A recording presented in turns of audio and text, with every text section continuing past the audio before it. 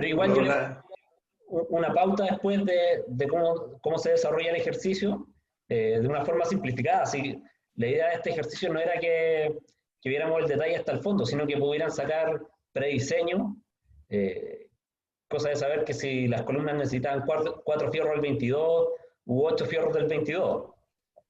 Después el detalle fino se hace con más tiempo y metiendo todos los cálculos posibles. Pero la idea de este curso es que podamos obtener secciones más o menos rápidas para empezar a dimensionar las conexiones y si van a aparecer 2 o 3 barras para conectarse, ¿ya? Pero bueno, es que le estaba agradeciendo a Gustavo porque fue el único que entregó las 2 tareas a tiempo. eh, ¿Ya? Eso estaba comentando con él, porque alguien más entregó las tareas, pero lo ideal sería que todos se dieran el tiempo de trabajar en su casa, entregarla y yo después les voy a subir una pauta y otro día lo podemos conversar de las dudas que les vayan saliendo. Yo creo que parto la clase nomás, ¿cierto? Sí. Oye, todavía hay 2 alumnos que faltaban por exponer sus casos. Sí, yo sé que uno es José Pedro Jerez y el otro era...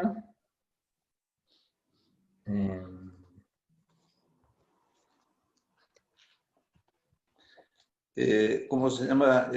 Fernández, ¿no? sí, lo que pasa es que no estoy seguro si estoy viendo con respecto a la gente que está acá. Entonces, Ah, todos los sí, que están acá, al han parecer, expuesto. sí. Sí, bueno, quizás habría que dejarlos como que no entregaron nomás. A los que Sí, no han, sí, yo creo que hay los que que no confirmar de que los que no han estado viniendo seguramente ya fue porque votaron el curso. Sí, claro. Oye, entonces sigamos con la clase. ¿Tú ibas a seguir con algo o no? Sí, iba a meterme en la parte de análisis estructural.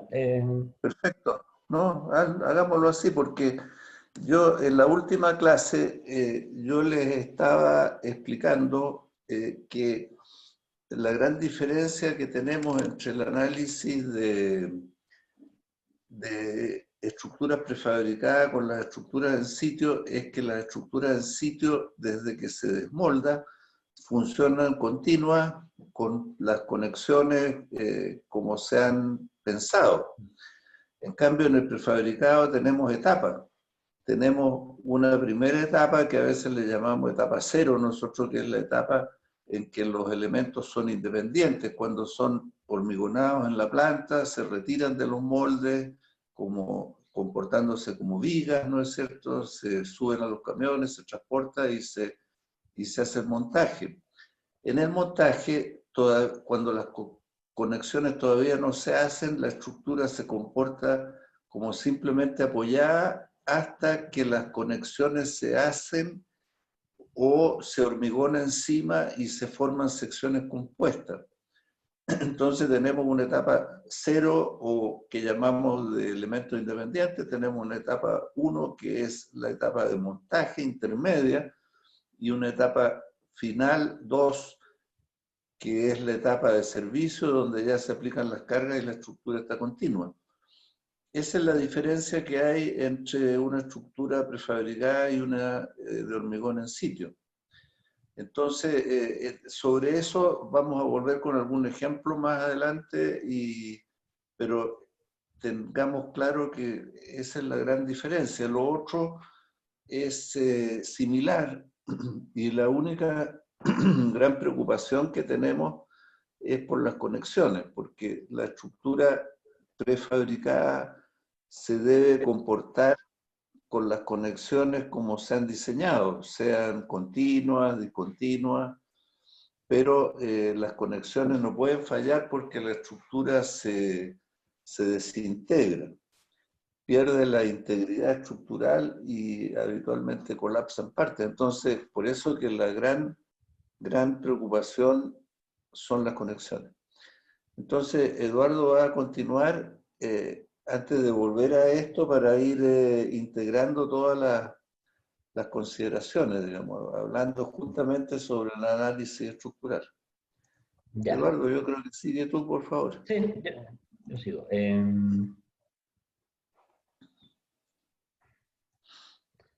Se ve el PowerPoint, ¿cierto? Sí, Ya. La idea de esta clase es revisar el análisis estructural y las normas. Entonces voy a separar en 4 puntos: repasar diseño de hormigón armado, revisión de normas, cómo se hace el análisis estructural y un ejercicio de cálculo que es el que ya han ido desarrollando.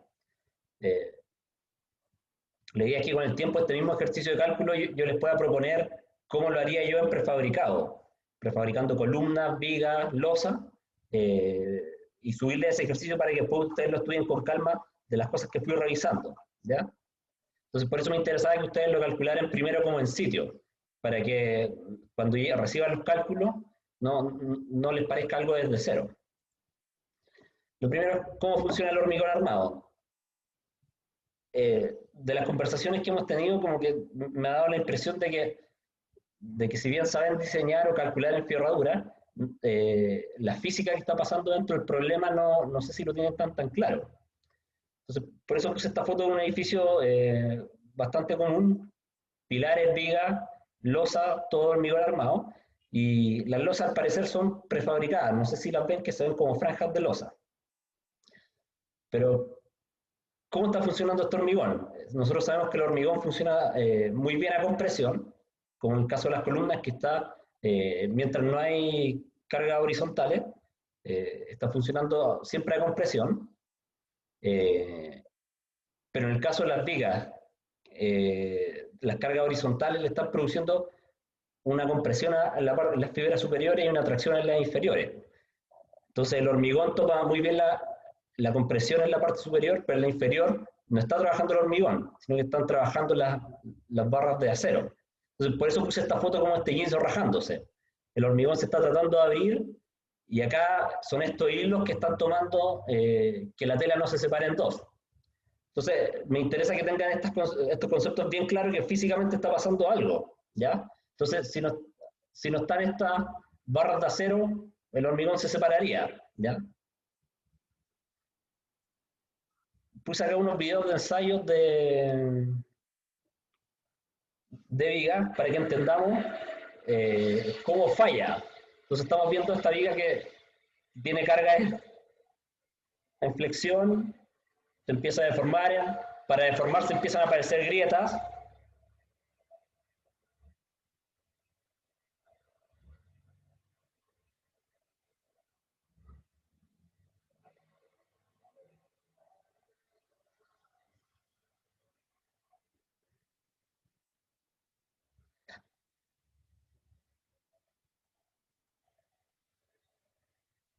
Ya, entonces, si se fijan, aparecieron las típicas grietas de flexión que habíamos estudiado en el diseño en el curso de diseño de hormigón armado, y la idea es que lleguemos esta viga hasta la falla.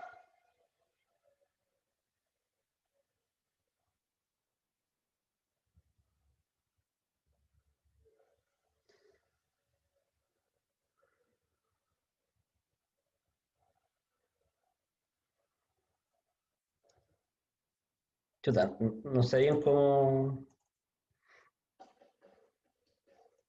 Ya. No supe bien cómo adelantar ese video porque quería que viéramos cómo está fallando.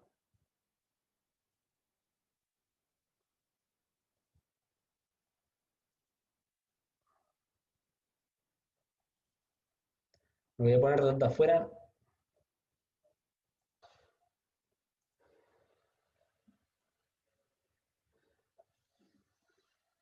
Entonces ahí cargamos la viga hasta la falla.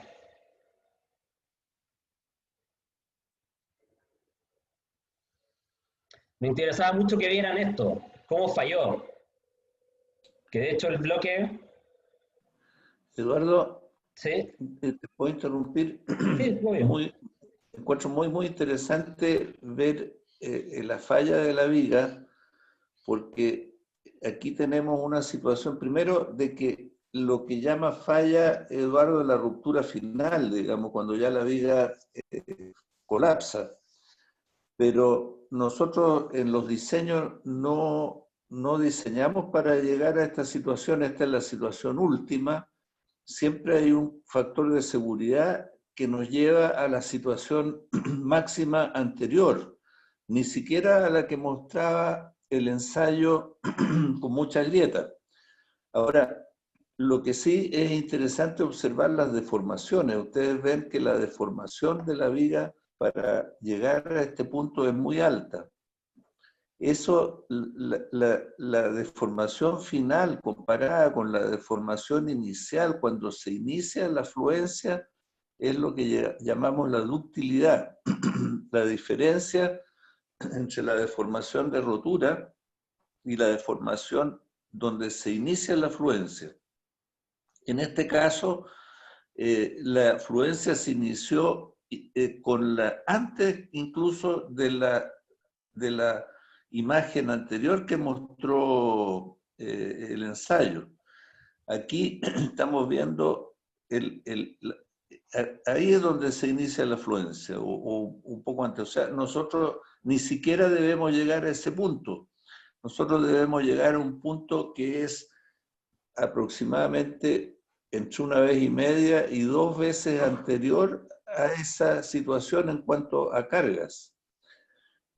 Ahora, en la imagen final, lo interesante es ver que la falla finalmente se produce por compresión del hormigón, porque el hormigón se desintegra ahí donde está apoyado la carga.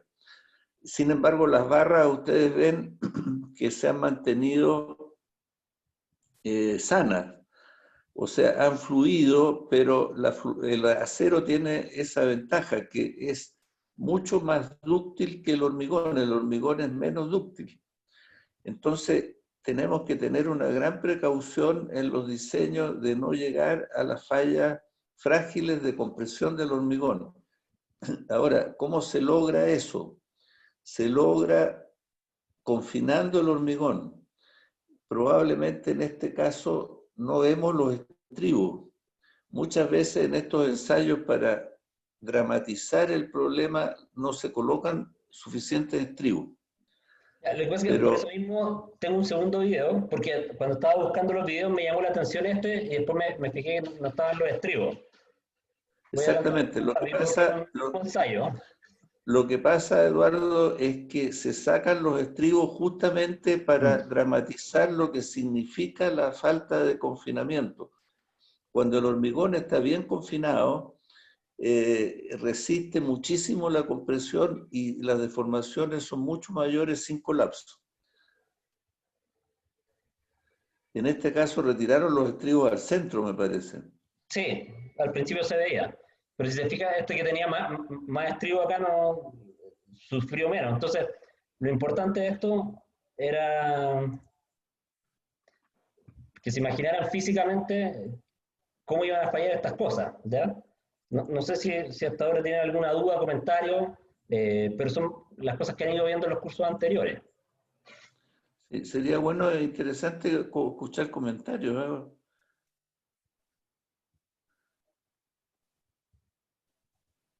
¿Algún comentario?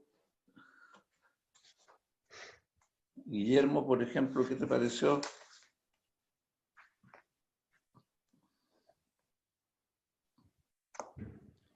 Guillermo.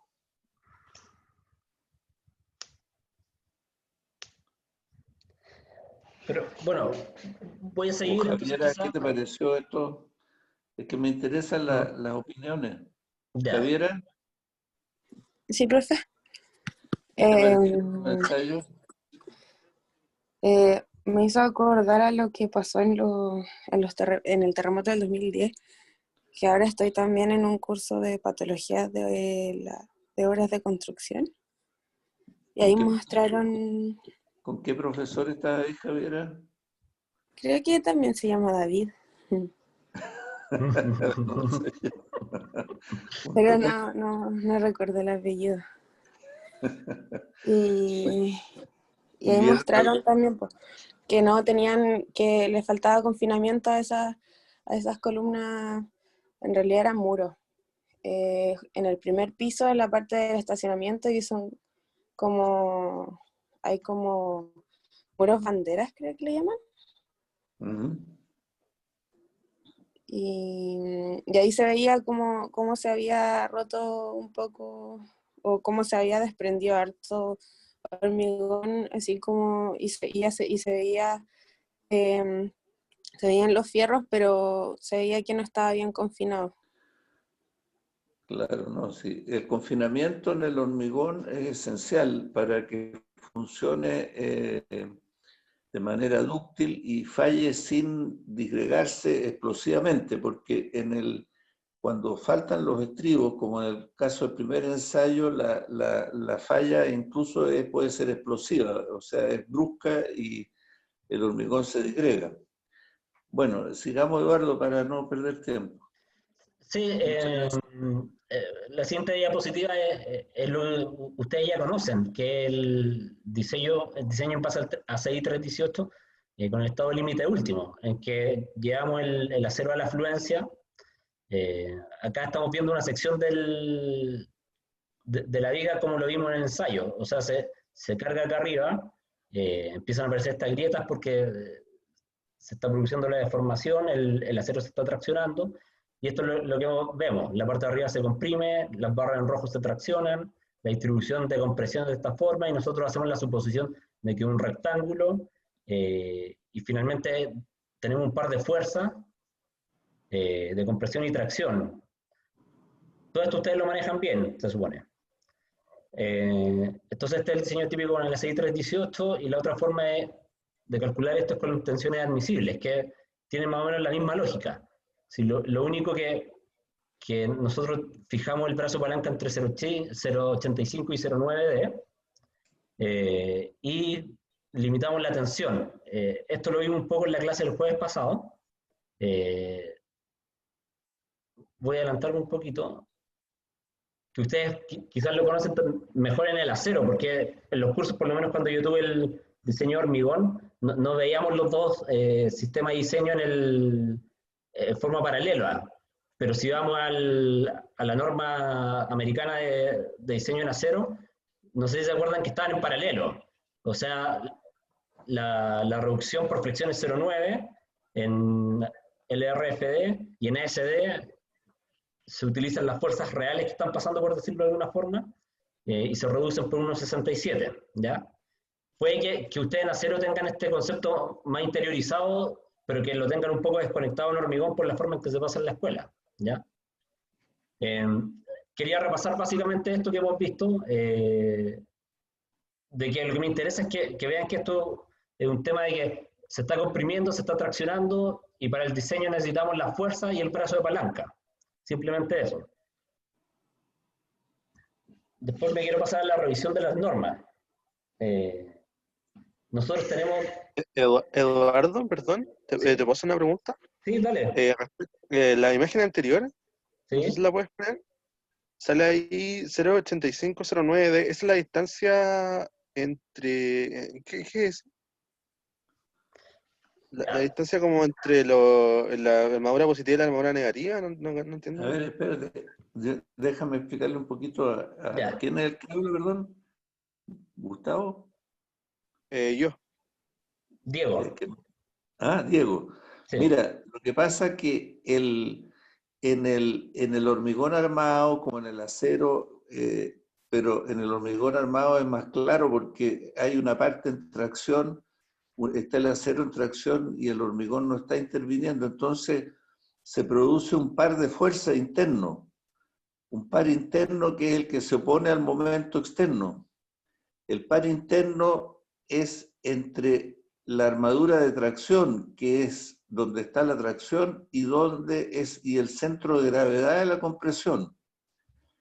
Esto es como una palanca, digamos, en que el acero, en que tú tienes una palanca que se apoya en el centro de gravedad del hormigón y se estira o tiras tú donde está el acero. No sé si me explico, es una palanca interna. Entonces, ese brazo interno es un brazo de palanca. Hay que imaginarse esto, imagínate como en la viga que se estaba deformando. La viga se está deformando y el acero empieza a tomar la tracción. hay un momento externo que se aplica, que es la carga P, PL cuarto, ese es el momento, PL dividido por 4, ¿no es cierto? La ¿Sí? carga del ensayo. Ese PL cuarto es resistido por la sección internamente, multiplicando la tracción por la distancia al centro de gravedad de compresión. No es al centro de gravedad de las barras superiores o al centro de las barras superiores, sino que esa flecha verde está representando el centro de gravedad de compresión.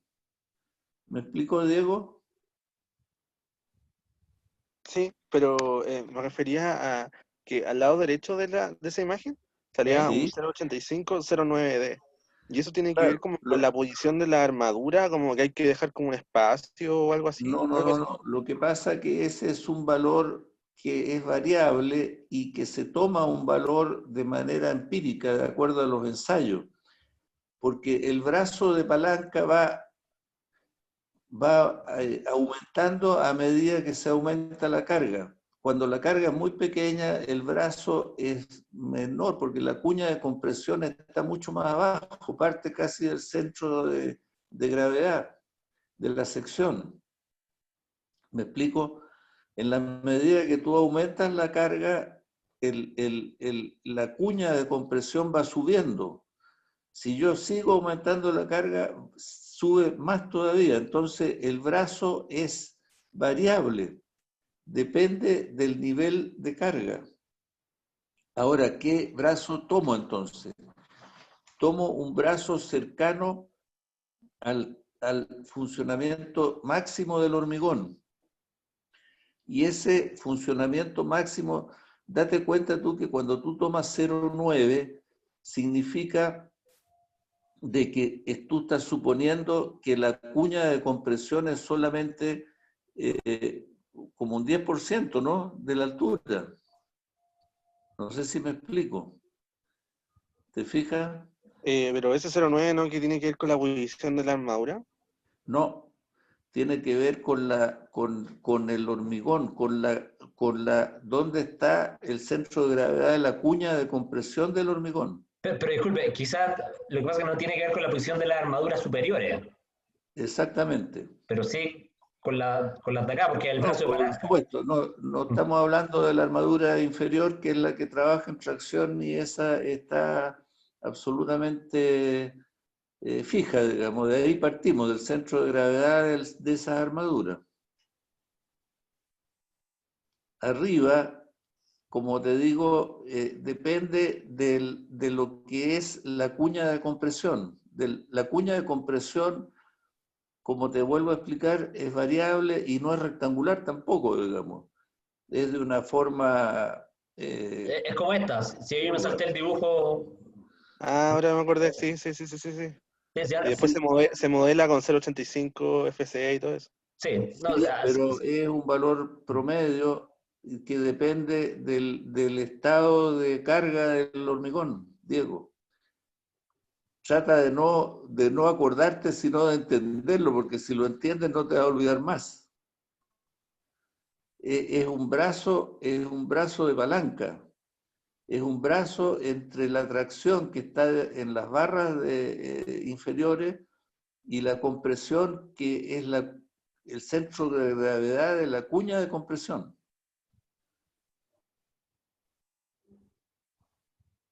Por eso es muy bueno lo que mostró Eduardo de los ensayos. sí, básicamente eso es lo que me interesa cuando llegamos a un ensayo. O sea, entienden que en algún punto acá está el centro de gravedad de la compresión y que desde ese punto están tomando el brazo de palanca de la tracción de acá. Es un efecto físico. Está un punto acá que uno fija para calcular el momento. Entonces me paro acá donde está la compresión no tiene brazo de palanca, entonces para el momento lo único que tengo es el brazo de palanca por la tracción que está pasando abajo. Sí, el objetivo de todo esto es que físicamente lo entiendan, más que sean un montón de fórmulas. Ahora, ¿qué pasa, Diego? Para calcular la viga, tú tienes un momento externo, que es la fuerza, en este caso, concentrada al centro, que si le llamamos P, el momento externo va a ser P por L dividido por 4, ¿no? y ese momento externo lo igualamos al momento interno, que es el momento de la... Es como que tú cortas la viga y haces el estado de equilibrio entre el momento externo y el momento interno, que es la tensión por 0,9 o 0,85 de la altura. ¿Te fijas? Supongamos que es 0,09, 0,9D. Entonces tú tienes T de la tracción por 0,9D, tiene que ser igual al momento externo, que es PL cuarto. Y de ahí tú puedes calcular la tracción, porque la tracción sería igual entonces al momento externo dividido por 0,9D. No sé si me sigues, Diego. Sí, profe. ¿Ah? Entonces, ese es todo el cálculo simple de hormigón armado, porque teniendo la tracción, si tú tienes una tracción definida, tú calculas la cantidad de acero.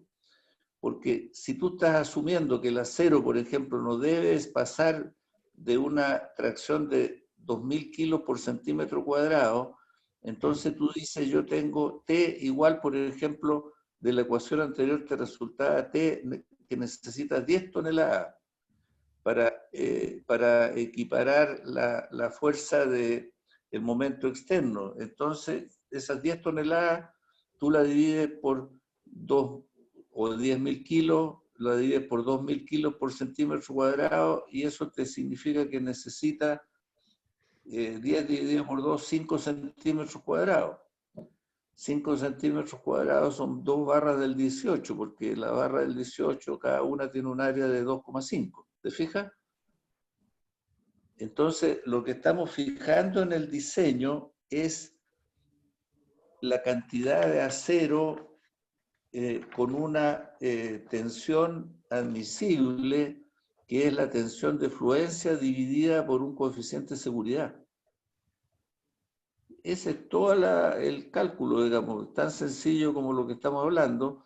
Lo que pasa es que ustedes están acostumbrados a usar unos factores y tablas que consideran muchos más factores, que es cierto, pero que a veces les impide verla con simplicidad a qué se refiere el cálculo.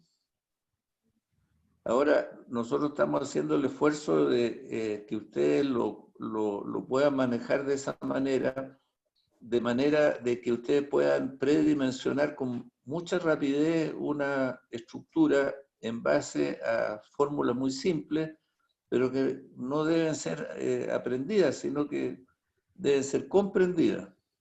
No sé si me explico, Diego. Sí, profe, quedó súper claro. Gracias. Ojalá, ya, gracias. Bueno, No, en serio, en serio. Ya, no, está bueno. Me alegro, no, Diego, si era broma. Sí. Es que mira, yo estudié en una época en que no había computadores, entonces teníamos que comprender todo, porque si no lo comprendíamos, no teníamos la capacidad de saber si estábamos bien con los números o no, porque usábamos incluso en esa época para el cálculo numérico reglas de cálculo que no te daban a ti el orden de magnitud. Entonces uno tenía que tener siempre claro el orden de magnitud. Esa es una gran ventaja, que usted, confiado en el computador, pierden esa rapidez como para saber si estamos hablando bien. Es como si te dicen, ¿cuánto mide tu hermano? Ah, mide 20 metros. Inmediatamente tú sabes que está malo eso, ¿no es cierto? Porque no puede medir, nadie mide 20 metros. Hay un error, debe ser 2 metros, ¿te fijas? Entonces, esa simplicidad de entender datos fáciles que se pueden comparar es muy importante, digamos, ¿eh? Y no salir con una cosa que es ilógica. Por ejemplo, no, señor, la puerta tiene que tener 20 metros porque mi hermano mide 20 metros, es ridículo eso, ¿no? Pero resulta que a veces el computador te da ese número y tú lo tomas. Eso es lo importante de tener estas ideas así simples que vienen de la física y como bien dice Eduardo, que se calcen con la física. Eduardo, te quité mucho tiempo. sí, no se preocupe, sí, yo no creo que esta clase tengamos que cumplir alguna cosa, si se extiende por 2 está bien también. Sí, lo que nos interesa es que ustedes comprendan bien las cosas Claro. conceptualmente. Sí, don David y yo ya lo sabemos. Si la idea es transmitírselo a ustedes. Si vamos de nuevo al resumen, repasar diseño de hormigón armado, que con esto calculamos el momento nominal dentro de la sección, que tiene que ver con la geometría de la pieza. Pero después la otra pregunta es el momento externo, ¿cómo lo obtenemos? Entonces, por eso están estos otros 2 puntos. La revisión de normas es para ver las cargas y cómo se calculan, y la análisis estructural es que con estas cargas cómo obtenemos esos momentos, ¿ya? Entonces, siguiendo con las normas, nosotros tenemos normas de diseño y normas de materiales, por ejemplo. Entonces, las principales normas de diseño nuestras son diseño estructural, cargas permanentes y carga de uso, que define cuáles son las cargas externas que se están aplicando, cuáles son algunas de las cargas muertas que deberíamos considerar. Voy a revisarlo en detalle, quiero mencionarle algunas. Pero estas generalmente, como dice, son las cargas permanentes y de uso. Después tenemos normas específicas, por ejemplo, la sobrecarga de nieve, que hace solo referencia en la zona del país en que uno está, cuánta es la nieve probable que puede caer, ¿ya? O se puede acumular. Después tenemos otra de acción del viento, que acá ya empiezan a aparecer temas de fuerzas horizontales. Porque como decíamos, como le dije al principio, la columna funciona muy bien a compresión, mientras están las cargas estáticas. Pero cuando hay viento, empiezan a aparecer cargas horizontales. Después, diseño estructural, disposiciones generales y combinaciones de carga. Me interesa mucho que revisemos estas 2, la primera y esta de acá. Después tenemos diseño sísmico de estructuras e instalaciones industriales, diseño sísmico de edificios, ahí vamos a ver cuál es la diferencia. Y últimamente, aunque últimamente fue hace 7 años, han ido apareciendo otras normas como el diseño sísmico de edificios con aislación sísmica. Esta es importante porque aparecen unos nuevos aspectos para calcular desplazamiento, que otras normas las están tomando. Después hay normas específicas de materiales. Está la norma de hormigón armado, por ejemplo, la 430. También hay una norma de acero que uno no la considera mucho porque está más acostumbrado a las normas americanas. Y normas internacionales, que pasa acá mismo que la norma 430 es muy cortita y hace referencia casi siempre al ACI. O sea, dice, vaya a tomar el ACI y modifíquele estas cosas, ¿ya? Estas son las principales normas que tenemos. Entonces revisemos acá, diseño estructural, cargas permanentes y cargas de uso. Cuando les pasé el ejercicio, que yo entiendo que la mayoría ya lo revisó, de hecho si se fijan yo no les puse,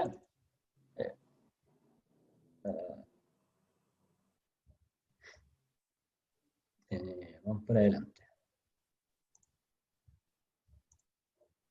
No les puse las cargas, porque me interesaba mucho que sean capaces de ir metiéndose dentro de estas normas e ir leyendo y comprendiendo a qué se refieren. Edificio de marco sísmico y entrepiso hormigón armado, posee 2 niveles, en segundo piso se puede habilitar un restaurante. ¿Ya? En la clase del jueves habíamos revisado un poco esto, entonces voy a tratar de pasarlo más rápido, pero si tienen consultas, por favor háganla en voz alta.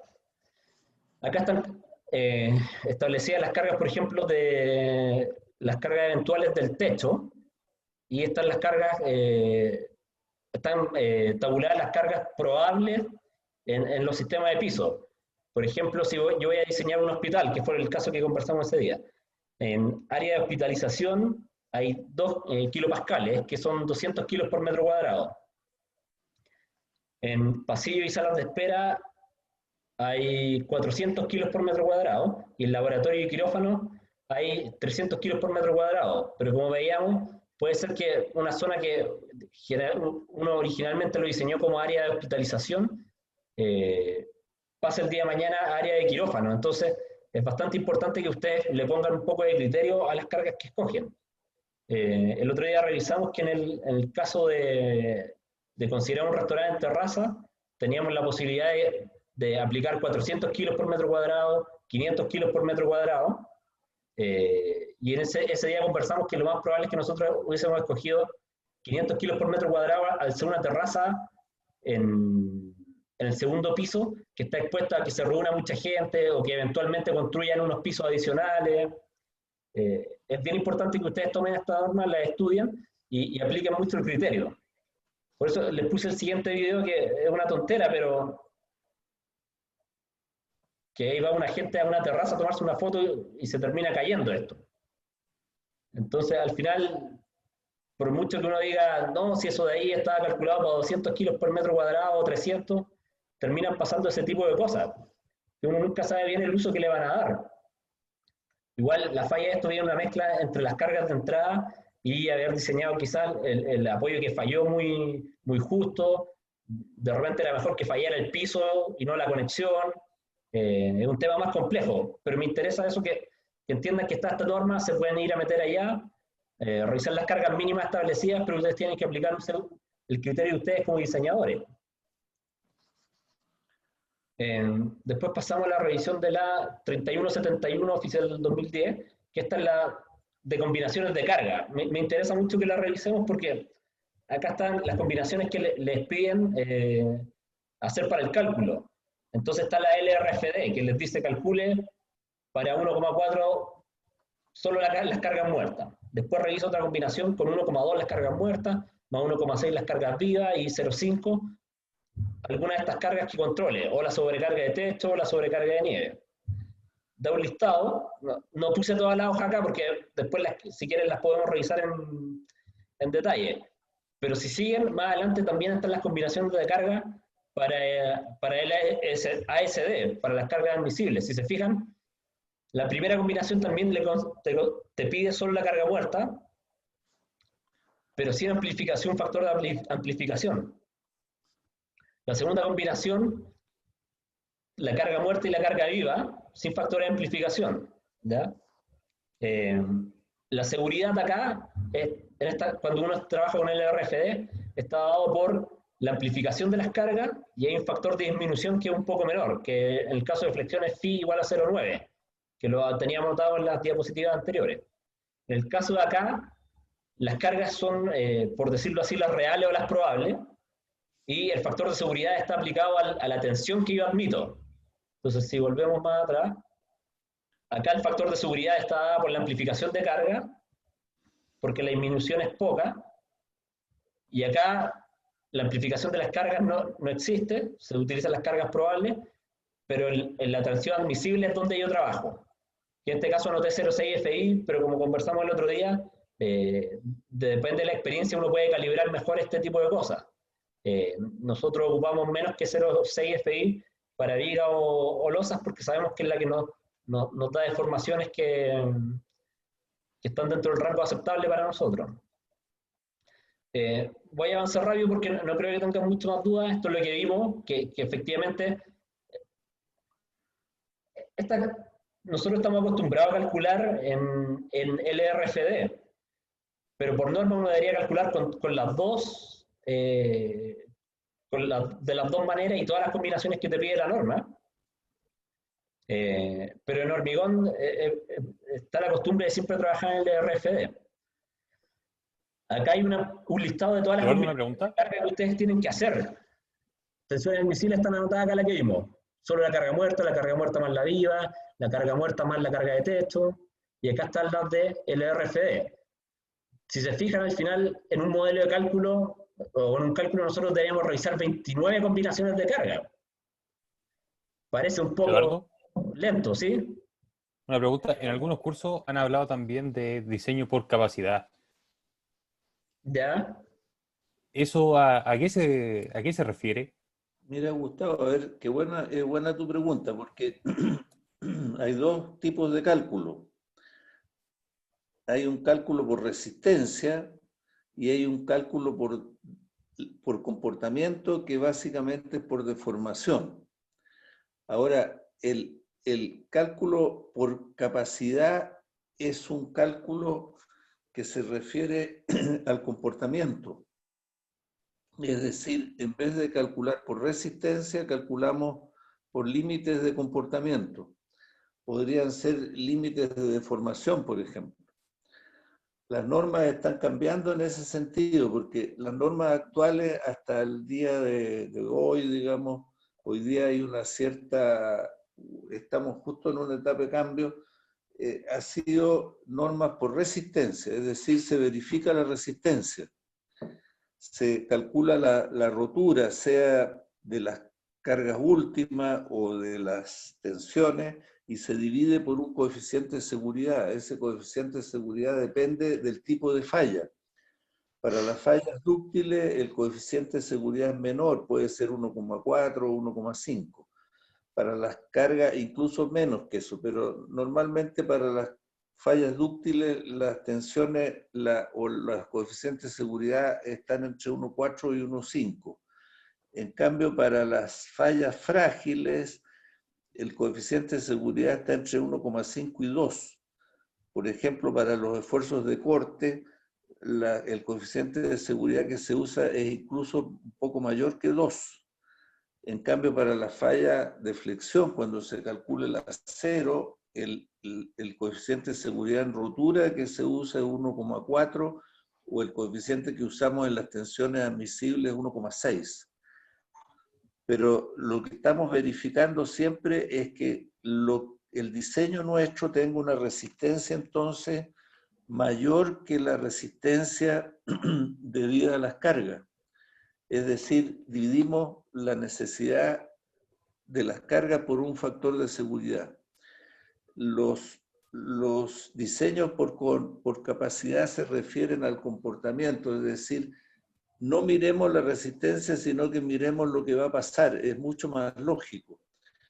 Pero las normas están cambiando a ese aspecto, digamos. Incluso las normas sísmicas van a aparecer ya en las nuevas versiones cálculo por capacidad, que es más lógico, porque nosotros estamos haciendo cálculo por resistencia, todo lo que le ha explicado Eduardo, pero hay que hacer una verificación por comportamiento.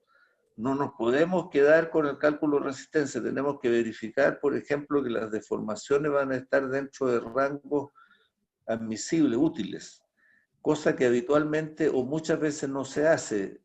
Nos conformamos con el cálculo de resistencia, lo cual no es correcto. Eso se corrige en parte asumiendo tensiones menores, como hablaba Eduardo. Por ejemplo, para losa, en vez de usar el 0,6 FI, usamos menos, porque 0,6 FI para el acero A63 es 2.500 kilos por centímetro cuadrado, y nosotros en losa usamos habitualmente 2.200, y para vigas 2.000. ¿Te fijas? Ahora, nosotros, como este curso no es de diseño, no nos vamos a meter en ese tema con detalle, pero está cambiando la tendencia al uso de diseño por capacidad, diseño por comportamiento, más que diseño por resistencia, que sería el que estamos hablando nosotros ahora, que es el diseño hasta ahora, diseño por resistencia, con verificación de que no nos pasamos las deformaciones. No sé si me explico. Sí, profe, quedó claro. Gracias. Están entrando en una nueva etapa que es mucho más lógica, digamos, y yo creo que de aquí a unos años más, quizás 4 o 5 años, vamos a estar absolutamente cambiados a normas por comportamiento. Es la tendencia actual, digamos, ¿eh?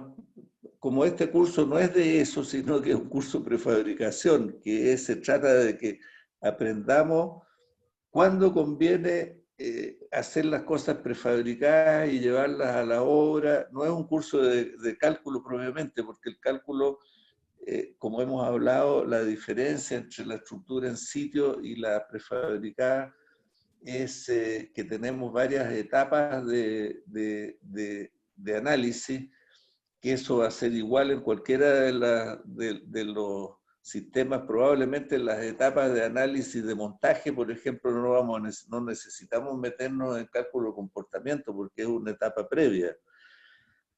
Donde sí se va a necesitar meterse en el comportamiento es en la etapa final de servicio. Pero es importante que pasemos por esta etapa de resistencia o de diseño, porque es la manera de poder dimensionar las piezas. Pero la esencia del prefabricado, de la competencia que ustedes pueden lograr con este curso no es ese, sino que captar cuándo conviene prefabricar, digamos. Ya, voy a seguir. Pero bueno, tenemos todas estas combinaciones. Si se fijan, para cada cosa vamos a tener que revisar 29 combinaciones, entonces empieza a parecer un poco excesivo. Entonces, como la idea de acá no es que generemos la memoria de cálculo que va a ir a la revisión, sino que hagamos el prediseño rápido de las secciones y de las conexiones. Lo que siempre les recomendamos es que trabajen con tensión admisible y más o menos uno puede saber cuál es la carga que va a controlar. La enferradura positiva de las vigas la va a controlar la combinación de la carga muerta más la viga. Probablemente las conexiones de momento negativo sí pueden estar controladas por una combinación como esta de acá. La carga muerta más el sismo, la carga muerta más el sismo más un porcentaje de la sobrecarga. Entonces, la idea es que no se concentren en desarrollar todo esto, sino que vayan a las cosas específicas que necesitan para que podamos hacer cálculos más simplificados, ¿ya? Bueno, después pasamos a la norma de diseño sísmico, la 433, oficial del 96, que ha ido sufriendo modificaciones y correcciones después del sismo del 2010. Yo entiendo que ustedes conocen bien estas normas. En general acá lo más importante es el espectro de diseño que se está proyectando, por eso solo puse esta hoja.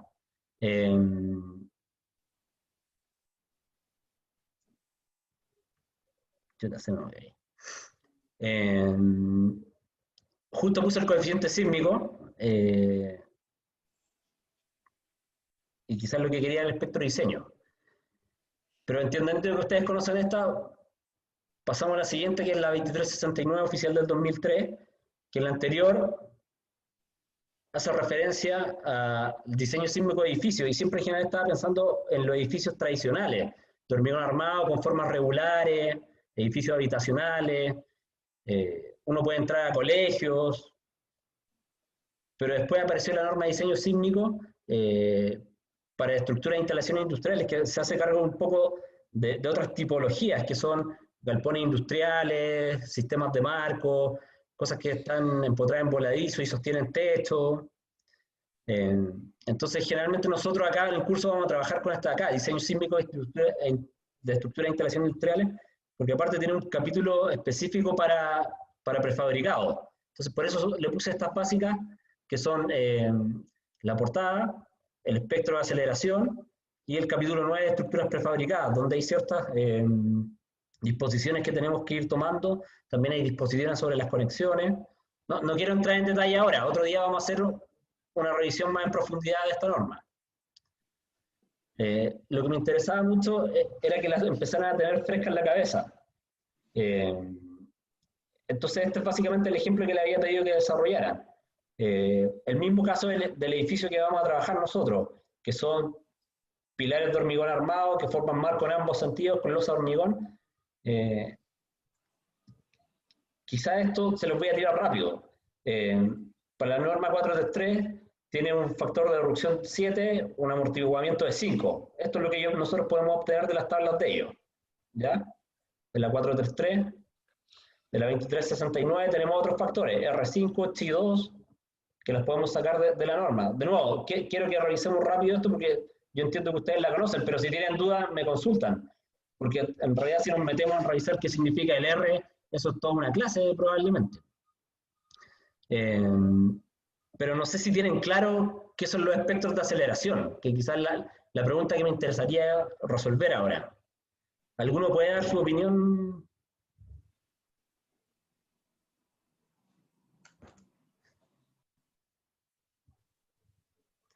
Si quieren nos van interrumpiendo, porque yo entiendo que había al menos un alumno que no lo conocía bien esto, que no es grave, porque lo va a ir aprendiendo en el curso de ahora y nosotros vamos a darle, en general el procedimiento en la norma está bastante explicado como para uno calcularlo y poder meterlo en los modelos de cálculo.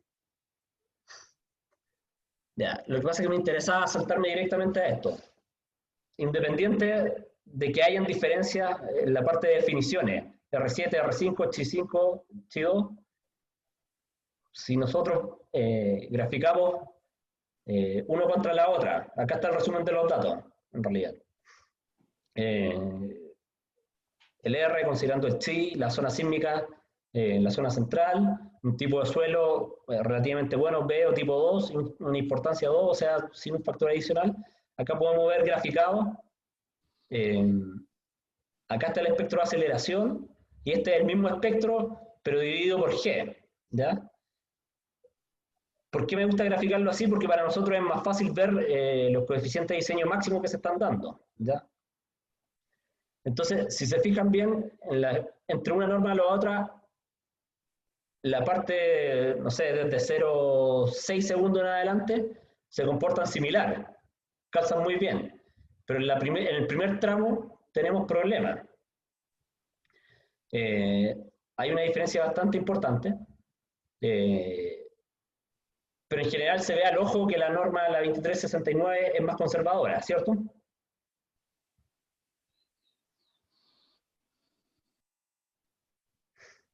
No sé si tienen dudas por ahora, ¿entienden cómo graficar esto? Yo creo que sí, porque el otro día que pedimos la tarea,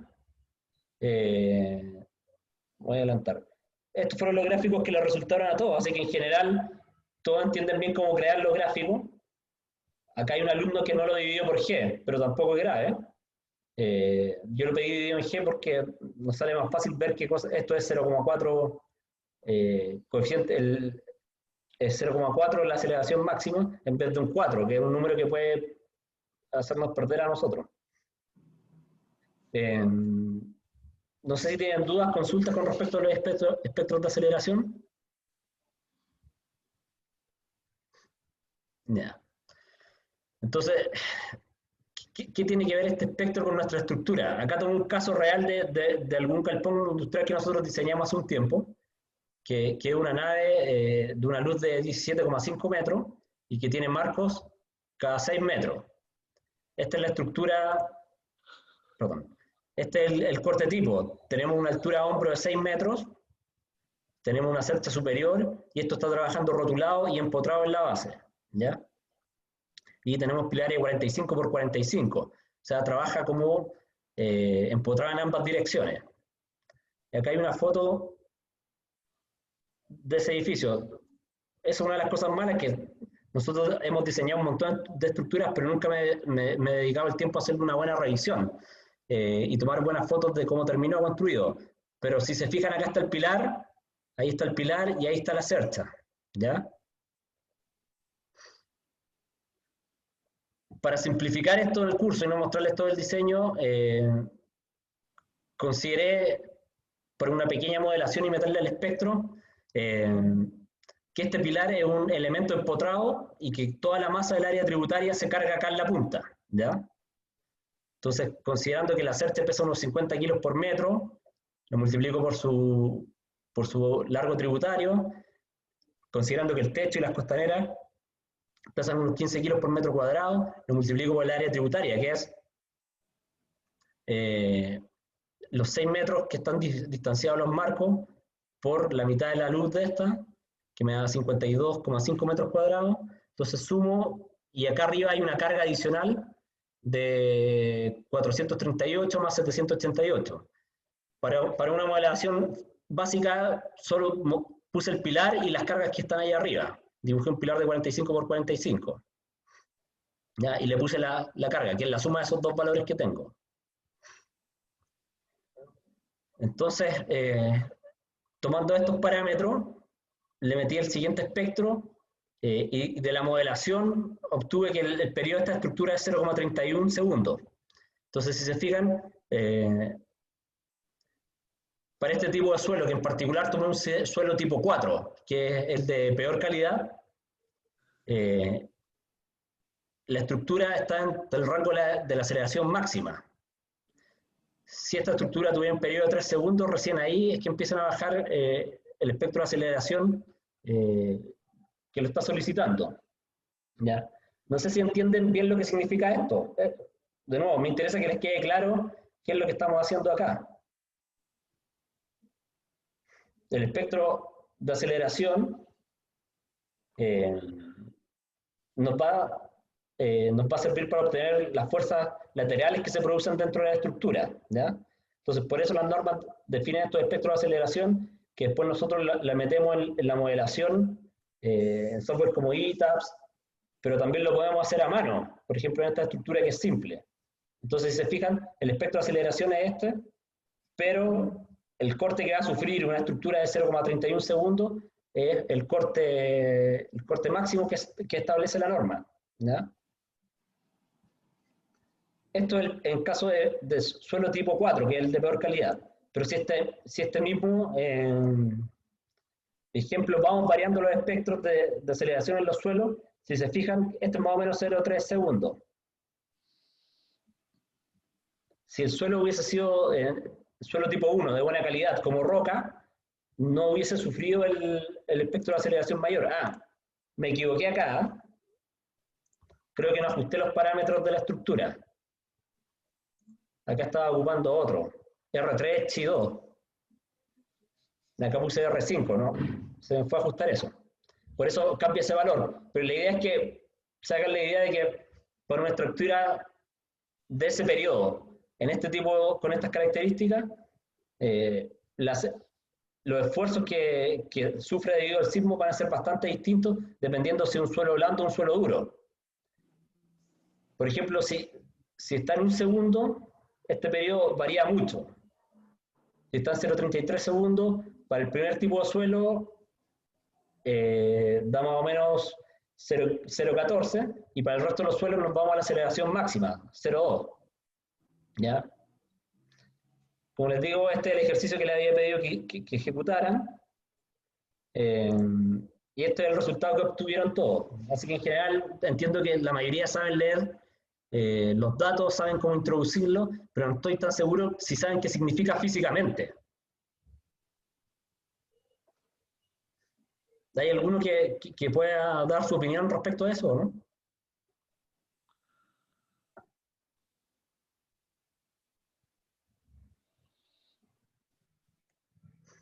Don David, ¿usted? Sí, bueno, es importante entender qué es lo que se refiere, a qué se refieren los espectros. El espectro es la respuesta de un oscilador de 1 grado de libertad a la movimiento sísmico. Entonces, si ustedes tienen un oscilador de 1 grado de libertad, es lo que estaba explicando Eduardo, una columna con una masa arriba, una columna sin masa incluso. Entonces, esa columna teórica es lo que se mueve una columna de un periodo determinado frente a un sismo. O sea, nosotros estudiamos una columna, la hacemos tal de que tenga un periodo de 0,3, por ejemplo, y la sometemos al movimiento sísmico con un programa dinámico. Entonces, ese programa dinámico nos va a dar valores máximos, la mayor fuerza y la mayor deformación que va a tener ese oscilador. Ese valor lo anotamos y lo ponemos en el gráfico. Entonces, el espectro son todos los periodos o las respuestas de los osciladores de todos los periodos para un mismo sismo.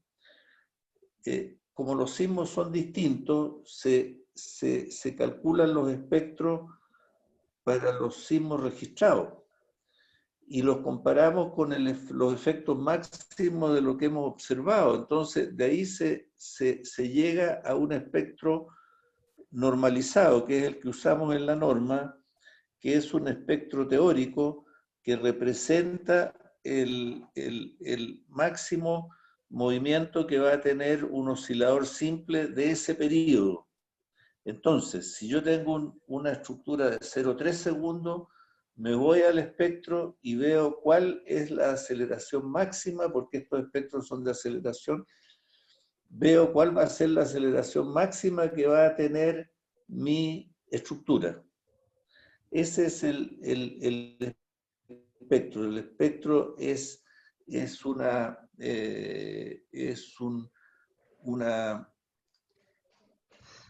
formalización de los máximos para estructuras de un grado de libertad. Ahora, ¿por qué se usan estructuras de un grado de libertad?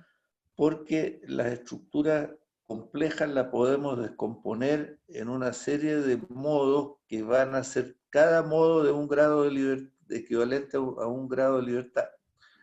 Por eso es que se usan estos espectros simples. Entonces tú calculas el periodo de la estructura, si es simple como esta, en este caso, calculas el periodo 0,3 y te vas al espectro y ves cuál es la aceleración máxima que tiene para los sismos que se esperan en el lugar. Eso es el espectro, o sea, nos da la aceleración máxima que podemos esperar para una estructura de un grado de libertad de un periodo determinado. Esa es la cosa. Ahora, ese valor es muy alto en general, por lo tanto, no se considera así, sino que se divide por un factor de reducción que también está normalizado, que es el famoso factor R, que ustedes quizás lo han internalizado en otros cursos, el valor de R o valor de reducción. Nosotros dividimos el valor que nos da el espectro por ese valor de R, porque los espectros nos dan valores muy altos, en torno a 1 G, o menos, o 0,8 G, ¿te fijas? Y si nosotros calculamos con 0,8 G, se ha visto que las estructuras con factores mucho menores han resistido los terremotos, por lo tanto, ese factor de reducción es un factor práctico que se ha deducido del comportamiento de las estructuras en los terremotos. El espectro es un valor teórico y el valor de R es un valor de ajuste para llevarnos a la práctica, a lo que ha ocurrido. El valor de R es un valor que ojalá no existiera, porque ojalá pudiéramos movernos siempre en un campo de fórmulas que nos den valores prácticos, pero se ha visto, como digo, de la experiencia de los terremotos, que si aplicáramos esos valores sin reducción sería absurdo, porque las estructuras han resistido con factores mucho menores. Por eso que el valor de R es un factor de reducción que te permite dividir el valor que te da el espectro de acuerdo a la estructura, a lo sano que sea su estructuración, etc. ¿Te fijas? Es como decir, por ejemplo, nosotros vamos a aplicar una vacuna que es de 100 miligramos, pero dependiendo de lo robusto que sea la persona que entra, le vamos reduciendo esa cantidad, ¿te fijas? Si es una persona como ustedes, que son sanos, robustos, entonces nos dicen, no, pues aquí basta dividir eso por 5, por 7, ese es el valor de R, es un valor que divide el valor teórico para ponernos en el comportamiento práctico de las estructuras. Entonces el valor de R depende de cómo es la estructura, cómo es este individuo que entra, qué tan robusto es, o es una persona que es muy débil y está desnutrido, entonces no podemos considerar eso, ¿te fijas? Tenemos que considerar el máximo. Esa es la cosa, el valor de R es un valor práctico, que es muy importante porque reduce las fuerzas teóricas del sismo, por eso se llama factor de reducción. Y el otro factor es el amortiguamiento, que ustedes ya el amortiguamiento es algo más físicamente más comprensible. El valor de reducción es un valor arbitrario, si se quiere, fijado por la práctica, calibrado, como dicen, por la práctica. Del factor de amortiguamiento podemos hablar después, porque el factor de amortiguamiento es muy teórico también, pero ya está calibrado por la práctica. Porque en realidad no nos queda mucho tiempo, entonces para no seguir avanzando mucho más, lo último que quería que conversara un poco fue el tema de que las normas de diseño estas son procedimientos de cálculo, porque no es la verdad. Que eso me interesa que lo comprendan bien. Porque finalmente, si se fijan, lo mismo que decía don David de la reducción del R. Si uno mide las fuerzas en una estructura, probablemente sean cercanas a un G, pero el espectro de diseño cuando se reduce puede quedar, no sé, en 0,3 G. Y esas reducciones no es porque se esté midiendo la fuerza interna, pero sí han sido procedimientos de cálculo que están calibrados. Entonces, por eso, estructuras regulares, con mucha línea de defensa, se puede reducir más esto, porque se entiende que la estructura puede disipar energía y si algo falla tiene más dónde tomarse. Yo creo que con eso estamos para la clase de hoy día, ¿no?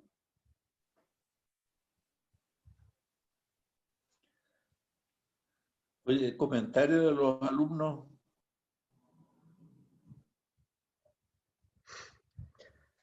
No sé si les sirvió bien, porque en esta combinación, si se fijan, yo voy como a la parte más teórica y don David le explica bien qué es. Pero eso es importante que ustedes mismos se den cuenta de que no es malo que no entiendan bien algunos conceptos, no los comprendan, porque si bien yo ya con el tiempo los comprendo, de repente me cuesta también aterrizarlo a cosas muy, muy prácticas. Don David en ese sentido lo tiene más claro. Entonces, por eso vayan Claro, yo preguntando. vengo de otro tiempo en que no usábamos los computadores y no teníamos que batir con pura comprensión, por eso que es una ventaja de la edad, o desventaja, bueno, más desventaja que ventaja. Ya, Eduardo. Ya, si no tienen comentarios o dudas, lo dejamos hasta acá.